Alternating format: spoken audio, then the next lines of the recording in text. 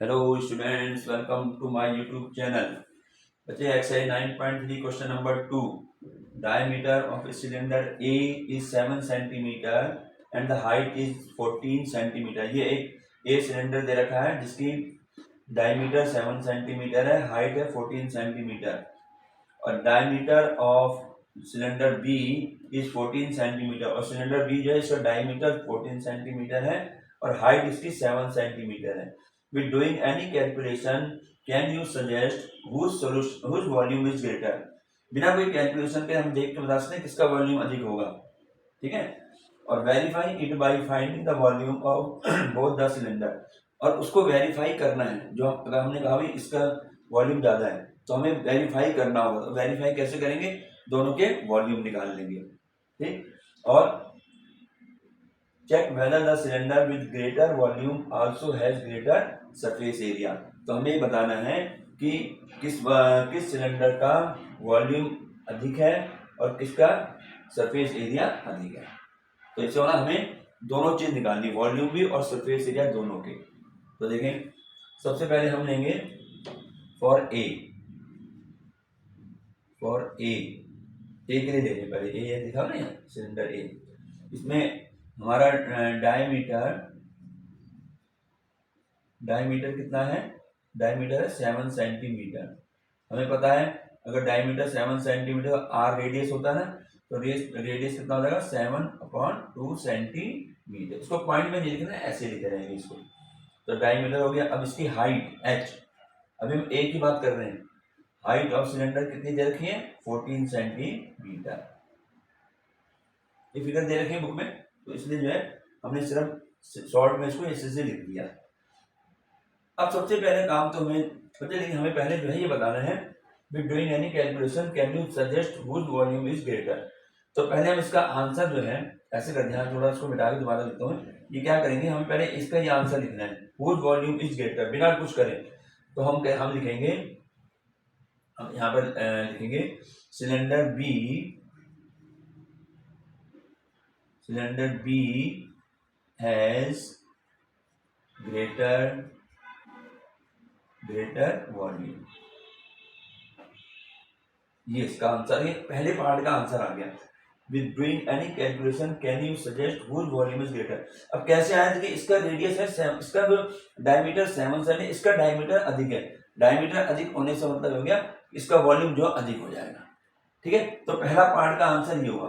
अब इसके बाद आगे देखो, verify it by finding the volume of both the cylinder. अब हमें दोनों का सिलेंडर का वॉल्यूम निकालना है और फिर हम उसको वेरीफाई करेंगे। हाँ भाई, हमने जो लिखा है कि बी का वॉल्यूम बड़ा है वही आना चाहिए। तो अब हम यहाँ लिखेंगे फॉर सिलेंडर ए। पहले हम ए सिलेंडर की बात करेंगे, ठीक। इसमें हमारे पास डायमीटर कितना है? डायमीटर है हमारा 7 सेंटीमीटर। इससे मुझे क्या मिलेगा? रेडियस मिल जाएगा आर होता है हाफ, डायमीटर का हाफ, ये आर आ गया, ठीक है। और इसके बाद हमें मिल जाएगी हाइट कितनी दे रखी है? 14 सेंटीमीटर, ये हमें दे रखा है। तो हम इसका यहाँ पे वॉल्यूम निकाल देंगे। वॉल्यूम ऑफ ए मतलब जो सिलेंडर का ए है। पहले तो वॉल्यूम का फार्मूला बताएंगे। क्या होता है वॉल्यूम का फार्मूला? सिलेंडर के वॉल्यूम का फार्मूला क्या होता है? ये होता है पाई आर स्क्वायर एच, ये, ठीक है। तो यहाँ पर हमें पाई की वैल्यू 22/7 होती है। आर स्क्वायर, आर हमारा ये रहा 7/2, तो 7/2 का होल स्क्वायर लिख देंगे पहले, और इनटू हाइट कितनी है? 14 है, और इतने ये आएगा सेंटीमीटर क्यूब में। वॉल्यूम की यूनिट क्यूब होती है। अब यहाँ पर इसको सॉल्व करें, 22/7 इंटू 7/2 का स्क्वायर जब करूंगा, यानी 7/2 दो बार लिखूंगा, तो 7 का स्क्वायर 49 होता है और 2 का स्क्वायर 4 होता है, ठीक है। इंटू ये 14 ऐसी रहेगा, इतने सेंटीमीटर क्यूब। अब जो कैंसिल हो रहा है, 7 1 जा 7, 7 7 जा 49, ये इससे हो गया 2 2 जा 4 और 2 7 जा 14, और 2 से ये भी हो गया 2 1 जा 2 और ये हो गया 11। तो हमारे पास क्या बचा? हमारे पास यहाँ पर क्या बचा? ये बचा हमारा वॉल्यूम आया, वॉल्यूम हो गया हमारा 11 इंटू 7 इंटू, ये बच गया ना, यहाँ से 11 बचा इंटू 7 इंटू 7, कितने सेंटीमीटर क्यूब। इसकी मल्टीप्लाई कर दें, 11 7 जा 77, और 77 की हम मल्टीप्लाई करके देख लेते हैं। 77 की किससे करनी है, 7 से मल्टीप्लाई करनी है। 7 7 जा 49, 4 रह गया, कैरी हो गया, 7 7 जा 49 और 4 हो गया 53। तो इसका वॉल्यूम आया 539 सेंटीमीटर क्यूब। ये किसका आया, ये वॉल्यूम आया ए सिलेंडर का। अब इसी तरीके से हमें बी सिलेंडर का भी वॉल्यूम निकालना है, ठीक है। तो ये आगे वॉल्यूम ऑफ ए का हमने निकाल दिया इतना, इसको मिटाते हैं यहाँ, और यहाँ सिलेंडर बी की बात करेंगे।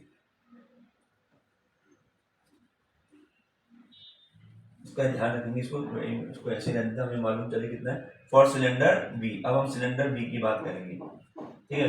बी में डायमीटर कितना है, डायमीटर कितना बी में 14 है, 14 सेंटीमीटर। तो इससे रेडियस कितना हो जाएगा 14/2, यानी 2 × 2 7 सेंटीमीटर। और हाइट कितनी दे रखी है इसकी, हाइट इसकी दे रखी है 7 centimetre,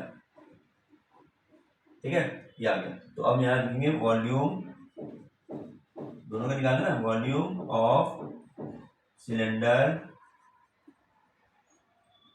volume of cylinder B, formula वही रहेगा πr²h। इसका काम आगे यहाँ करते हैं, ठीक है। अब यहाँ वैल्यू पुट करनी है, तो वैल्यू पुट करेंगे तो पाई की वैल्यू 22/7 इंटू r², r हमारा यह है 7, तो 7 का स्क्वायर इंटू हाइट, हाइट भी 7 है, कितने सेंटीमीटर क्यूब। ये ए इसका नहीं, ए यहाँ है, ए फिगर का ए जरा यहाँ लिखेंगे, इतने सेंटीमीटर क्यूब हो गया। तो अब इसको लिखेंगे 22/7 इंटू 7 स्क्वायर कितना होता है 49, और इंटू 7 सेंटीमीटर क्यूब। कैंसिल कर दें, 7 7 जा 49, क्या बचा हमारे पास 22 बचा, 7 बचा, 7 बचा, इतने सेंटीमीटर क्यूब हो गया, ठीक है। तो इसका वॉल्यूम 539 आया है। अब इसको मल्टीप्लाई कर लें, देखिए 22 की 7 में करेंगे 154 आएगा, और 154 की हम मल्टीप्लाई कर दें 7 से, तो 154 की मल्टीप्लाई 7 से, 7 4 जा 28, 2 कैरी, 7 5 जा 35, और 2 37, 3 कैरी आ गया, 5 1 जा 1 और 3 8, 878। इसका वॉल्यूम आया 878 सेंटीमीटर क्यूब। तो ये किसका है वॉल्यूम ऑफ सिलेंडर बी, और ए का कितना था 539। तो यानी ज्यादा किसका हुआ, बी का हुआ, जो हमने यहाँ लिख दिया सिलेंडर बी है ग्रेटर वॉल्यूम। तो यानी ये हमने इसको जो है वो कर दिया, वेरीफाई कर दिया। तो हम यहाँ लिख भी सकते हैं, इसको यहाँ पर हम लिख देंगे, इसको मिटा देते हैं, हमारा हो गया इसमें। तो ये यानी इसके बाद क्या हुआ, इसको कैलकुलेट करके भी हमने देख लिया कि बी सिलेंडर जो है वो ग्रेटर वॉल्यूम वाला है, ठीक। अब हम आते हैं, इसके बाद ये होगा ना verify volume of both the cylinder.